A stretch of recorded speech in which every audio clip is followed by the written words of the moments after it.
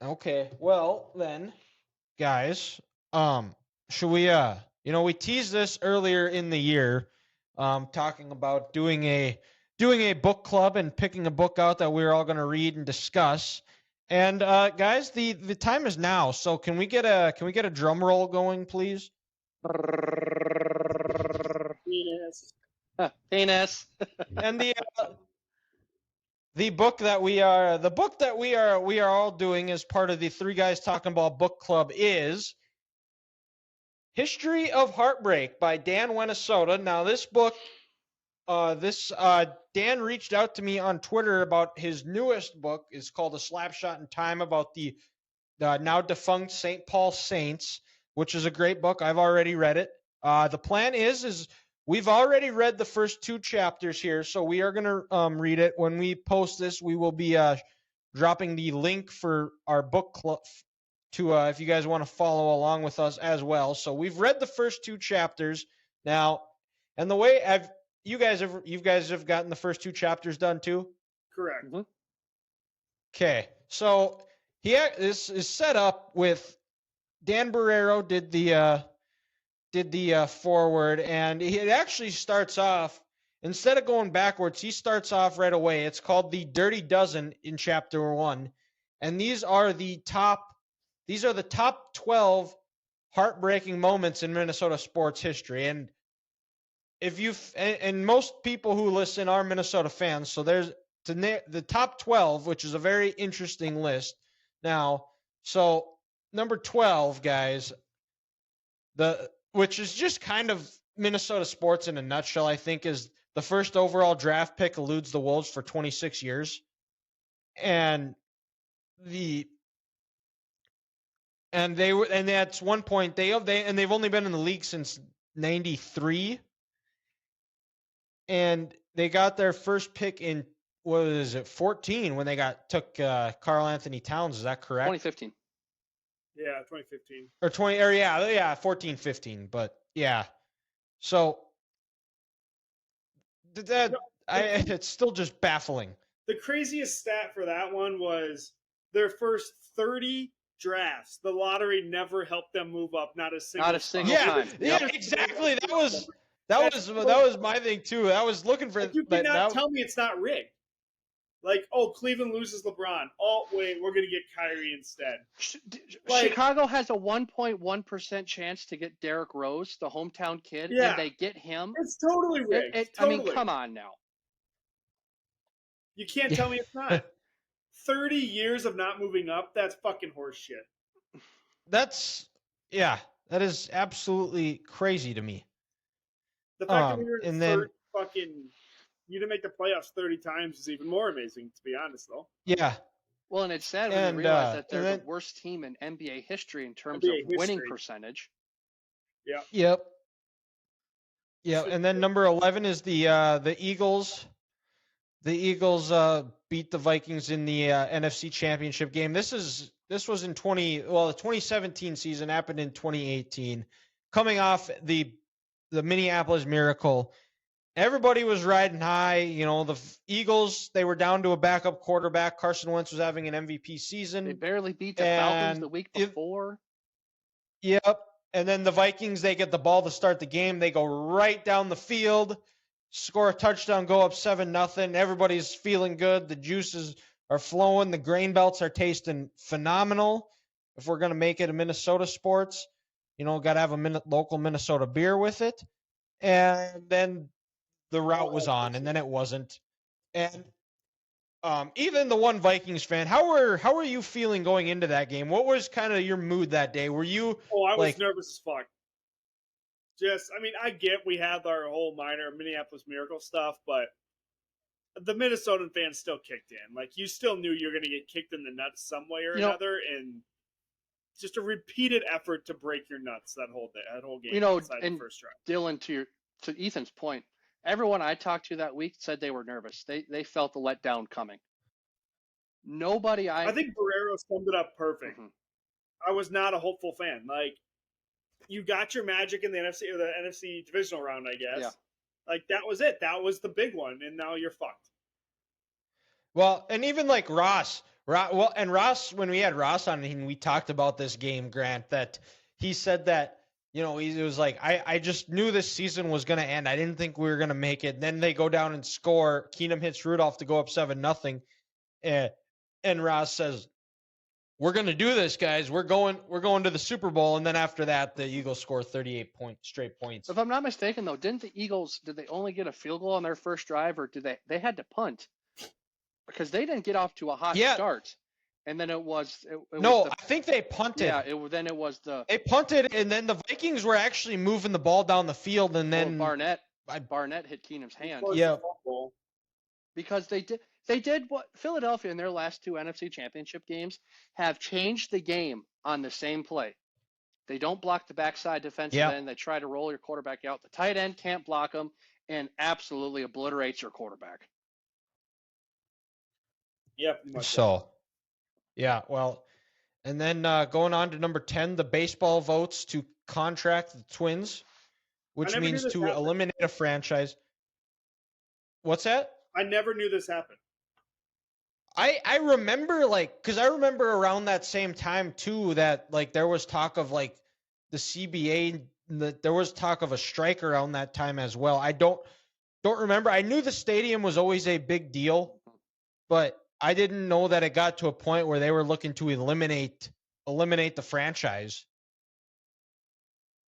But we'll go on to the Gophers men's number 9. The Gophers men's basketball program is caught cheating. In 97, they made it to the Final Four, and but theoretically they didn't because the banners at the barn have been taken down. But so here's my question. Shouldn't have been. I have one thing to say about this. If I was the AD, I'd throw it back up and say "fuck you" to the NCAA. What are you going to do? Here's my question. So North Carolina can have their students and student athletes take fake classes in African American histories. Fake classes. And they don't have to lose their Final Fours or their scholarships or there anything else like that. Just like the NBA draft lottery. It's rigged for the big programs. And sure, the only thing that Carolina got lucky away was it was a whole institution that they were doing these fake classes for. But come on, you take all those wins away from Roy and that program. That's some nonsense right there. Stop favoring these blue bloods. Ooh, you might get kicked out of your house if Alex listening. Oh no, he agrees with me. He is. Oh, he is okay. 100%. That's the one thing he can't stand with that university is they let these guys get away with that and take these fake classes. But it makes sense because his dad worked in education for 40 years and actually takes pride in a 4-year degree. So yeah, I'm not going to catch any heat in this household for that. Okay, gotcha. Okay, that learn something new every day. Mm-hmm. And then number 8, Kirby Puckett retires due to loss of vision. That was in July of 96. I thought this was a little. Kirby Puckett is a little low. I thought so too. I thought this it was like Joe Mauer retiring. If not higher. The way this city rallied around Kirby and what he meant when he played. I thought this was a little low. Yeah, I mean he was. Yeah, and it's someone he's synonymous because he's the guy that won the Twins their 2 World Series. He was also he made the All-Star game 10 times out of a 12-year career, which is incredible. Yeah. And especially in a time too where you look at the Twins 87, 91 when they won the World Series, and then there's just no playoff appearances at all. But you go look at their records; they were consistently competing. But the problem was they only took 2 teams in each division or in each league in the AL and NL back then. That's crazy. Well, and then also like what he said before Game 6 when he told the team, "Get on my back," and then he has the catch and he hits the home run. I thought Kirby was a little low here on this list for the top 12 heartbreaks. Agreed. Yeah, and Dan writes it in his note in the Dan's notes section too, where he talks about this was a where were you when moment when Kirby retired, because watching the press conference and so that is interesting that it was only number 8. But also and then number 7. But Dylan, that's the fun part. Dan also said is most of these debates and these rankings they cause extra debates anyway. Yeah, And that's kind of the exactly. fun part of doing this. And then number 7, the North Stars lose the Stanley Cup Finals in '81. And well, we were not alive in '81, but you know the North Stars were the team before the Wild. And I don't know, did you guys find anything interesting about it? I thought it was probably too high. It sounds like they were underdogs the entire time. Like they played great in the first couple rounds, obviously to get to the finals, but then you lose to the back-to-back champ, and was it, I think 4 out of 5 years or something the Islanders won. It was 4 in a row in the early '80s. Yeah, it was just nuts. Yeah, so it's like they weren't supposed to win anyway. So why is it that big of a heartbreak? Like I don't agree with it as much. Because they made it to the championship probably, but I get your point. That I think that's the only reason why. But didn't they only win like 35 games in the regular season? They had a major losing record. They had a losing record. No, that was in '91. 91, okay. That was in '91 when they were 27, 39, and 14. That's right. And because the NHL's like swapped the way they set up the playoffs like a few times, because it used to be seeded way back when like 1 through 16, and then it changed to like you'd play teams in the division, and then they did it like 1 through 8. Now it's whatever it is now. It's the dumbest thing ever. Something fucking stupid now. Yeah. And I mean they lost 4-1, or no, they 4-2, and in their last game, in Game 6, they were blanked 8-0. Yeah. But was this the Islanders? Was this their second or their first title? Where was this in the run of 4? This again. No, we're in 7. Was it? Yeah. Was that? Yeah, second in a row. Okay, second in a row. Well, and I was on 7B too. I was looking at that when they lost to Pittsburgh. Oh yeah. And then I think in chapter 2 there was another season where they got pretty far, and they beat 2 teams.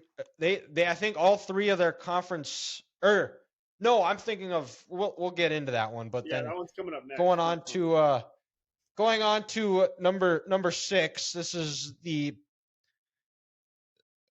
Drew Pearson alleged push-off to end the Vikings season in the divisional round. The Vikings won. Vikings were up 14-10 with 44 seconds left, and Dallas had the ball. This was what Roger Staubach said, a Hail Mary before he threw it, and it was answered. That's how the term Hail Mary came about on a last play of the game toss. Cowboys won 17-14, in which this was a team that most people predict of all the Vikings teams, dominant teams they had in the 70s. They thought this was the best team out of all the ones that made it to the Super Bowl the previous years, and then the Cowboys crushed their dreams. Yeah, the refs swallowed the whistle, but the Cowboys didn't win the Super Bowl, so you know what? Karma's still. They did not. All don't lie. Yep. They did not. Probably some karma, poetic justice, whatever you want to call it. And then number 5. About the refs. That's fantastic. Yeah, I saw that too. And then in number 5, the also involving the Cowboys. The Cowboys traded Herschel Walker to the Vikings. We weren't alive for this one. I remember my dad telling me about it when the Vikings traded for him, and the Vikings sold the farm to get him. That, you know, his first game, it looked like he was everything that what they traded for. He went out and rushed for. It was 148? 148. Yeah, it was 148, and he ran out of his shoe, and then that was his really only good game he ever had for the Vikings. Like, that GM should have been crucified for that trade. Like, 3 first-round picks. Like, what in the fuck? Well, and a couple second-round picks too. Yeah, a third too. Like, what in God's name? Well, you know, it's well, like here's 3 of the players Dallas got for him. They got Emmitt Smith, Russell Maryland, and Darren Woodson, all 3 Hall of Famers. Well, and you know, guys, you know what's crazy about this trade? I don't know if this was true or not, but apparently in 2010, 2008 to 2010, when the Vikings were attempting to work with the NFL to get a new stadium up here, what is now US Bank Stadium, Jerry Jones was more than friendly with Ziggy Wilf because to this day he still credits some for what the Vikings brass did back then for his 3 Super Bowls. Oh, I'm sure he fucking does. Yep. He should. Yeah. So should- even though Ziggy had nothing to do with it, and Jerry just bought the team, and it's Jimmy Johnson's Super Bowls and not Jerry Jones's Super Bowls, he was going to help Ziggy out Correct. with the NFL because the Minnesota Vikings made Jerry Jones a $5 billion man with all these Super Bowls. Correct. And then going on to number 4, Norm Green still sucks. If you don't know who he is, he was the owner of the Minnesota North Stars who moved the team to Dallas, and he sold them a few years later. Well, no, yeah, shit, because they had such that bad. That Metropolitan Sports Facilities Commission just totally fucked them. Yeah, they wanted to keep the Twins, but didn't want to keep the North Stars. Yeah, and then in the state of hockey, what are you thinking? And then God bless. You did with 2 owners. God bless Lou Nanne for trying to keep the team, but then the NHL says Yeah. you need to find an owner. What? Like, yeah, I don't know how many. You know how many people on my contact list are billionaires and can buy a sports franchise? When I call them and say, "Hey, you remember that favor I did for you 5 years ago? Time for you to pay up now. Come here, John Dutton, buy this fucking team." He literally sold San Jose to the old owners. He got a new one. Like Lou Nanne's a fucking legend. Yes. Yeah. Well, and then he merged the team from Cleveland too, to get him to come. Yeah. Yep. Just the stupidness by that committee.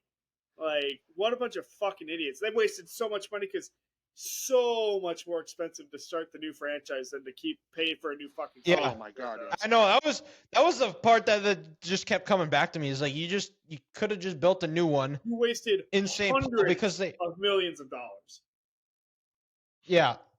And then going on to 3A, this was in 1970. The Vikings lose Super Bowl 4 to the Chiefs. I did not know this, but they were 12-point favorites going into this game. Yeah, NFL versus AFL, yeah. Yep. And was this the last NFL AFL Super Bowl? Correct. Right? Yes. Yep, it was. And the Chiefs defense included some former Gophers, Bobby Bell. Hall of Famer, I think. Yep. And then the Vikings quarterback Joe Kapp said that the Chiefs defense looked like a redwood forest. And it was that was the Chiefs' first Super Bowl, and they're only won until 2020. But then the next 2 years when Well, yeah, because they were also in Super Bowl 1 against the Packers. Yeah. Yep. Yeah, no, but that was the Chiefs' first Super Bowl win since then. Oh, yeah. Yeah. And then 3B is what they have is the Vikings lose Super Bowl 8. And that was when they lost to the Dolphins. And I believe that was the Dolphins coming off their undefeated season. Yeah, because it was Super Bowl 74, so it was the 73 year. If I'm not mistaken, they went 3 years in a row, but lost their first one, right? It said in the book the Dolphins, yes, right? Yeah. Yeah, and the Vikings, it just seemed like they just couldn't get out of their own way, and that was a recurring theme I think in their Super Bowls is they just could not get out of their own way, where they just had so many unlikely turnovers that plagued them, and they just couldn't make up for it. If they had Iowa Hawkeyes luck with their defensive scores, they would have won. Yeah. Yes. And then we're on to 3C. The Vikings lose Super Bowl 9. This one was to the Steelers, and I think this was their closest. This was the closest they came to it. Didn't they really fumble the bag in this one? Yeah. Because 3 or 4 interceptions, turnovers in the red zone. Yeah, Tarkenton was just terrible. He was just bad. Dave Osborne, they had a fumble that went into the end zone that the Steelers recovered, or it was a safety. It was a safety. 21 carries. Yeah, the Vikings did. And it was because it was a 9-6 game. Minnesota was down 9-6 with 11 minutes to go, and then the Steelers went on a 7-minute drive that ended in a Larry Brown touchdown from Terry Bradshaw, and then on the next Minnesota possession, Fran was intercepted for the third time and ended the game 16-6. Not But great. no, and that was what started the Steel Curtain dynasty. And then 3D. Raiders just absolutely shit stomped them. Mm-hmm. Yep. This one was not close. They had two pick sixes. This is the famous Old Man Willie game. 429 yards total offense at the time, and a record. Yep. And Bud Grant, all he says is we played them on the wrong day. No, you're right there, Bud. Yep. You got your ass whipped. Yep. And this is where Dan jokes that he still has the Chuck Foreman jersey that he wore as a kid, and he blames his parents for making him a Minnesota sports fan. I feel that, Dan. Yep. And and then number 2 is we kick it back to modern times, and this one I think all of us remember was the 2009 season. Brett Favre was the quarterback for the Vikings. They have to go down to the Superdome, and they lose to the Saints. And this one, I found myself cheering for the Vikings. I bet you Grant probably did too. And just similar to what cost them in the Super Bowl is just untimely turnovers and just could not get out of their own way. This was probably, I think, pretty easily the hardest one on this whole 12th item list. But easily. I actually cried on this one. I did have tears come down my face. I'm not going to lie. I'm not going to be here and not be a man and say I didn't cry. But they would have absolutely throttled the Colts in the Super Bowl. Oh, God, yeah. Yes, I agree. They would have throttled the Saints in this game had they not had 5 turnovers and 3 of them in the red zone. Mm-hmm. Yeah, and you look at like in the regular season, they lost to, I believe, Carolina on the road. They lost to Arizona on the road. They lost a couple of games. The Bears, Pittsburgh. Yeah, there were a couple of games. Mm-hmm. Because there was a pick, and then there was a fumble on the goal line that the Steelers ran all the way back to, I believe. I don't remember. If my memory serves me right. But yeah, they absolutely should have won that game, and they would have beat them by 20 in the Super Bowl. Well, and guys, you know what's also crazy? Before the penalty for the 12 men, weren't the Vikings, they were on the 33, right? Yes. So if they don't gain a yard, that's a 50, 51-yard field goal. That 5-yard penalty makes it a 55 or a 56-yarder. In today's NFL, kickers are easy. 12 years ago. Longlow was old as shit at that point, too. That's true. So maybe, a young Robbie Gould probably would have been able to just absolutely nail it. But the way that kickers have gone these days, we're in a 55-yarder, it's a long kick, but we know there's going to be plenty of leg to get there. Yeah. Well, like the worst call in that game wasn't even like their shitty hits by the Saints. It was literally in the overtime. The pass interference. He didn't even touch him. That was such a bad call. Yeah. It's just terrible. Or the Pierre Thomas on the 4th and 1, where he gets it and then he drops the ball and he goes behind the first down line and they still give him the first down. Yeah. Just awful officiating that game. And then on the interception too, where it looked like Brett could have ran 5 or 6 yards to get closer, and he decides to throw across his body. Well, he could have got those penalty yards back. Yeah, exactly. Just run, go down, good. You're literally going to Miami. Yeah, and to your point, just absolutely throttling Peyton Manning and the Colts that day. Yeah, they would have been fucked. Well, because they played in the preseason that year, the Vikings and Colts. I remember this because I was on vacation at the time. I think somewhere in northern Minnesota, and the Vikings D line had like 3 sacks in 3 plays. Like the Colts, they could. It's the preseason. Williams, Wall, Jared Allen, and then Ray Edwards. I mean, it's the preseason, but still, like for that one series, Manning was flustered because he probably wanted to go out, have a good drive, probably 7 to 10 plays, get some momentum going, and nothing. No, you get fucked 3 times. Mm-hmm. Yeah, that sucked. That definitely is still pain. And then to round out the list of the Dirty Dozen and the number 1 most heartbreaking moment in Minnesota sports history, which it probably is hard because all of these are very good ones, but to most people, and this is when this is still maybe a little bit young for us. This was January, so this was the day after my 4th birthday. The 98 NFC Championship game, Vikings versus Atlanta. The Vikings were 15-1 going into that year. They were up 20-7 late in the second quarter, 20. and they decided 20. Oh, second quarter. Sorry. 20-7, and they could have chose to kneel it out, and I believe there was a fumble or an interception or something where the Falcons scored to make it 2014 at halftime, and the Vikings score to make it 27-14, and they don't score again, and the Vikings they go on a long drive, and they send out their kicker who hadn't missed a kick in 2 years, and we talked earlier with Ryan Longwell, 55 yards, it's a long kick. This is makeable for anybody, a 38-yard kick, wide to the left, shanks it.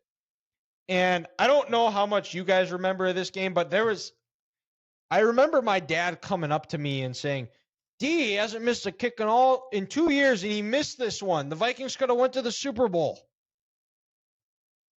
I don't remember the game itself, but I do remember like later on my dad saying this was like one of the darkest days of his entire life. So I mean, my high school football coach, guys, would have been a high school kid at the time, or maybe a senior in high school, freshman in college. He, after that game, said he sat in his seat in the Metrodome for 2 hours and didn't leave. He was just in awe that they lost this game and that it happened again. Yeah, that sounds about right, because I feel like I remember somebody who was also there that game telling me that when Gary went out to go kick that field goal, fans were chanting Super Bowl, Super Bowl, Super Bowl, because they just like, there's no way he's going to miss this. And then, of course, in Dan's notes, too, he writes, he talks about how he joked with his friends. What if Gary Anderson misses one? Not sure why. And all of a sudden, yeah, it came true. And, yeah, the Vikings still. And that's another one, too, where I think that Super Bowl, that game was not even close. The Broncos dominated them. The Vikings would have done that I think to Denver. when you look at, I think that's like one of the biggest what if Super Bowls. You look at, I think that one, and then in '85 when the Patriots upset the Dolphins in the AFC Championship. I think this Vikings team versus that Broncos team, who was the defending champions, they only lost 2 games all year. But the other part about that Atlanta team that it doesn't get talked about enough, they were a solid. They were 14-2 that year, because talent wise, Minnesota was much better, but to go 14-2, people talked like they were like a 9-7 team that just barely squeaked by. But I mean, really Atlanta in their own right was a solid team. What's that? It really shows you how good the Vikings were that year, actually. Yeah. Well, and guys, because I can't remember. I remember seeing something a couple years ago on NFL Network. They were talking about the San Francisco 49ers that year, who Atlanta played in the divisional round in Atlanta, and Garrison Hurst got injured in the first quarter of that game. And people in the Bay thought that had Garrison Hurst not been injured, they would have beaten the Falcons and the Vikings would have played the Niners in the NFC Championship game that year. So even and they beat the Niners pretty handily that year too in the regular season. I think so, because I think that's when the Falcons were still in the NFC West. So they had to play the Falcons twice. Yeah, it was real messed up. Like Dion's time, they were in the NFC West. It didn't make any sense. But I remember at least people in San Francisco thought they had the confidence that had Garrison not gotten hurt, the Vikings would have been playing the Niners for that title game and not the Falcons. The 49ers are a lot like Dallas fans. They really like to pop their head and everything, make it look good when really they're just irrelevant. So I'll take it. And that's more than Cowboys that's suck. more than fair. Yeah, fuck them. Yeah. Who is the stupid star at the moment? The Stars. You're just you should be thanking me because thanking Cowboys fans because they got you a new stadium. Without it, who knows? You guys, the Vikings might be playing in London right now. You know what? Fuck them. I'll be a Lions fan. The first time I've ever heard anyone in my life say they're going to jump on the Lions bandwagon. Hey, I said earlier a couple weeks ago, maybe even last week, I said if the Vikings moved, He did. I was going to say I was a Lions fan. You did say that. That is true. But yeah, the Falcons beat the Niners 20-18 that game. Okay. In the divisional round. And then the Vikings beat the Cardinals 41-21.